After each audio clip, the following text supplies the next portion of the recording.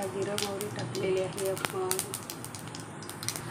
लसूण बघा, कांदा सोडला आपल्याला सुकं खोबरं टाकायचं आहे.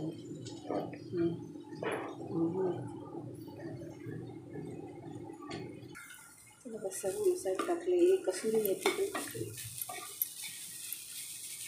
कमी तेल टाकायचं, येते भाजीला. तेल टाकायचं नाही, तर तेल खाणं चांगलं नाही. सर्व छोट्यांना आणि मोठ्यांना आपण मिरची टाकूया. थोडं मिरची टाकली आणि मिरची टमॅटो गरम पाण्यात उकळून थोडं उकळ्यामध्ये कशी झाली मिरची आपण एकदम सुकी करायची आपल्याला.